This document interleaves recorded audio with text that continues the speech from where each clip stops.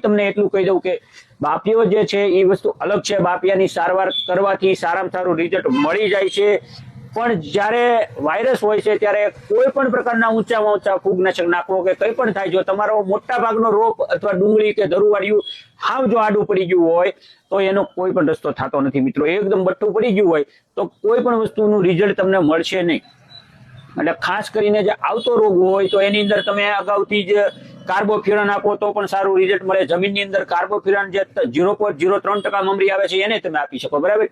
અને આ સ્ટેપ્ટોસાયક્લિન, વેલિડામાઇસિન, કાસુબીગામા કે એકાદ બે જાતના સારા ફૂગનાશકો હેકર છે, આ બધી વસ્તુ તમે આને વાપરો તો આવતો રોગ છે તો તમે હટી જશે। થોડું થોડું દેખાતું છે તો એનું તમારું કામ થઈ જશે। બાકી જો આખો રોગ બધો જ ઢળી ગયો હોય અને હાવ પડી ગયો હોય તો એના માટે કોઈ ઈલાજ છે નહીં। જેવી રીતે કોરોનાની અંદર એનો પરફેક્ટ ઈલાજ કોઈને મળ્યો નહોતો અને જે ડોક્ટરો હતા એમના ફેમિલી મેમ્બરો પણ ગુજરી ગયા, કેટલાક ડોક્ટરો પણ પોતે ગુજરી ગયા, સાચો ઈલાજ કોઈને મળ્યો નહોતો। જે અમુક દેશી ઈલાજથી પણ આમાં ઘણી વખત સારું થઈ જતું હોય। આની એવી જ રીતે તમે તમારા દેશી ઉપાય પણ કરી શકો છો અને એમાં ઘણીવાર મોંઘાઈ દવાનું રિઝલ્ટ ન મળતું તો આવા દેશી ઉપાયથી પણ આવા રિઝલ્ટ મળી શકે છે।